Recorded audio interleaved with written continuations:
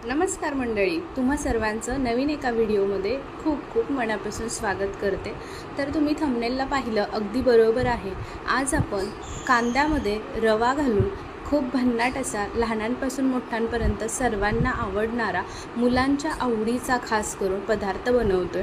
बनवायला अतिशय सोपी रेसिपी आहे। शिवाय तुम्ही एकदा का करून दिलात मुलांना तर नेहमी तुम्हाला हाच पदार्थ मागतील इतकी मला गॅरंटी आहे। चला तर मग वेळ न करता रेसिपीला सुरुवात करूयात। तर सर्वात पहिल्यांदा इथे आपल्याला कांदे घ्यायचे आहेत। आता जितक्या क्वांटिटीमध्ये तुम्ही बनवणार आहात तितके कांदे तुम्हाला इथे घ्यायचे आहेत। तर आता हा पदार्थ आपण 2 जणांसाठी बनवतोय, त्यामुळे मी इथे 2 कांदे घेतलेले आहेत। आता हे 2 कांदे पहा, आपल्याला त्याच्यावरचे जो भाग असतो, जे साल असते ती काढून घ्यायची आणि या पद्धतीने त्याचं जे नाक असतं ना ते सुद्धा काढून घ्यायचं आहे।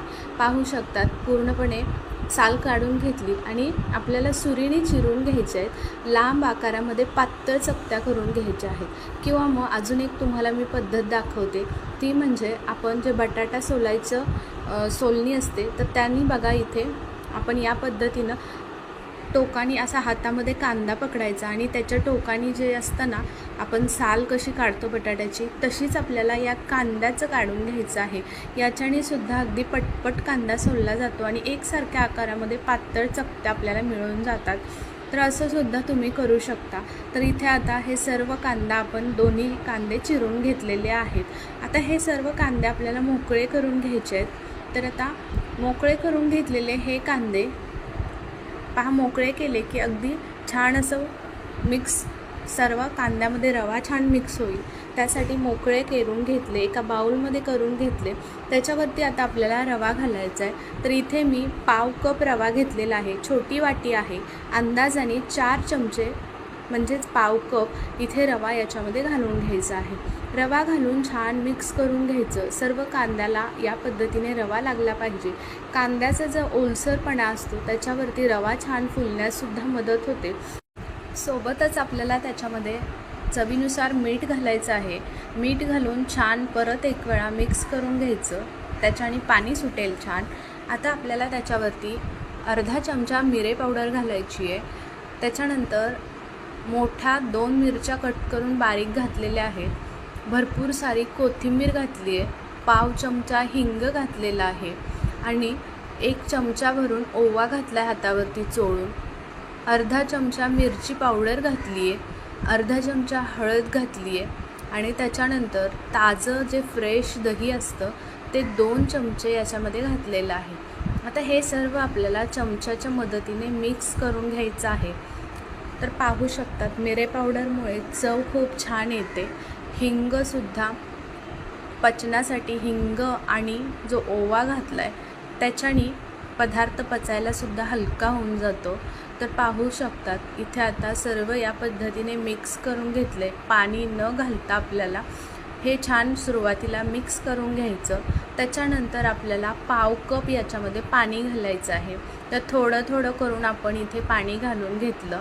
तर पाव कप एकूण पाणी घातलेलं आहे। छान झाकून साईडला रवा फुलण्यासाठी थोडा वेळ ठेवून दिलं। तोपर्यंत आपण एक याच्यासोबत खाण्यासाठी चटपटीत चटणी बघणार आहोत।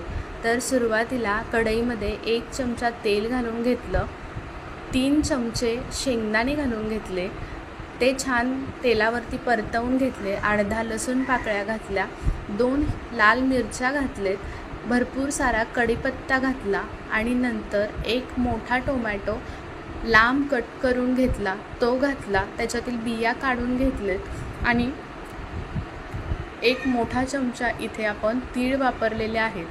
आता ही चटणी तुम्ही यापूर्वी कधी बनवली असेल असं मला वाटत नाही। एकदा तुम्ही या पद्धतीने ही चटणी बनवून पहा। मिक्सरच्या भांड्यात घालून घेतलं सर्व मिश्रण, थंड झाल्यानंतरच वाटून घ्यायचं आहे। अर्धा चमचा मिरची पावडर घातली, चवीनुसार मीठ घातलं आणि 3 चमचे पाणी घालून हे छान चटणी वाटून घेतली। ही चटणी तयार झालेली आहे। अशीसुद्धा तुम्ही चपाती भाकरी सोबत किंवा पुलका वगैरे याच्यासोबत खाऊ शकतात किंवा मग तुम्ही याला फोडणी तुम्हाला द्यायची असेल तर फोडणीसुद्धा घालून खाऊ शकतात। तर इथे चटणी तयार झालेली आहे। खूप सुरेख चटणी तयार होते। या पद्धतीने नक्की एकदा ही चटपटीत चटणी बनवून पहा, खूप जास्त आवडेल तुम्हाला। आता इकडे आपलं मिश्रणसुद्धा छान भिजलेलं आहे. याच्यामध्ये आपल्याला बाइंडिंगसाठी पहा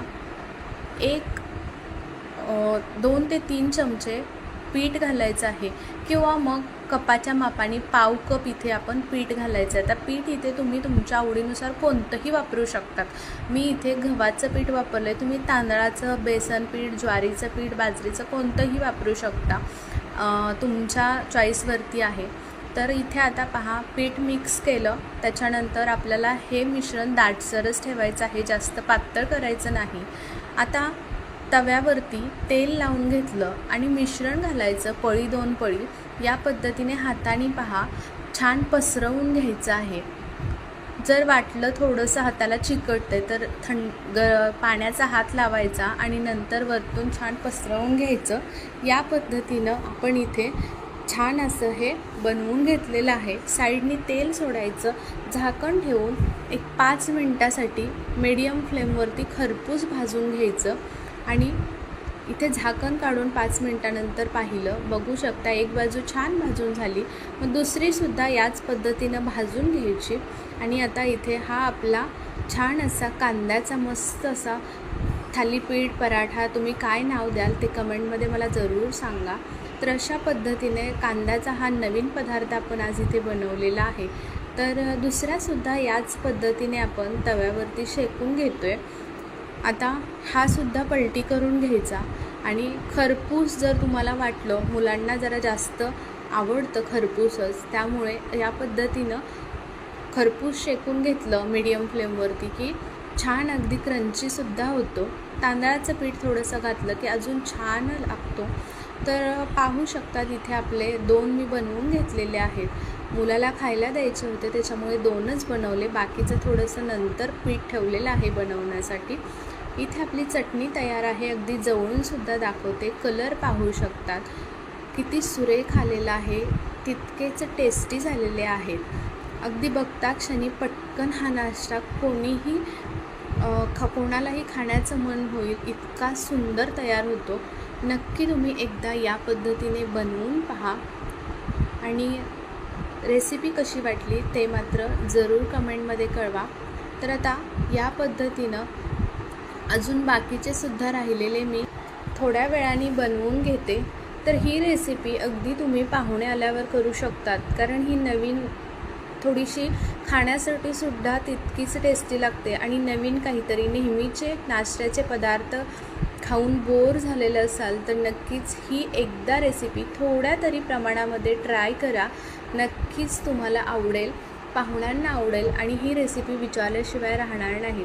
तर आशा करते तुम्हाला माझी ही आजची रेसिपी आवडली असेल. माझे व्हिडिओ तुम्ही संपूर्ण पाहता त्याबद्दल खरंच खूप मनापासून धन्यवाद. आपल्या चॅनलवरती अजून कोणी नवीन असेल, सबस्क्राईब केलं नसेल तर नक्की सबस्क्राईब करून त्याच्या पुढील बेल आयकॉन प्रेस करा, म्हणजे येणारे माझे छान छान व्हिडिओ तुम्हाला रोज पाहायला भेटतील. चला उद्या पुन्हा भेटू अशाच एका छान रेसिपीसोबत. तोपर्यंत बाय बाय.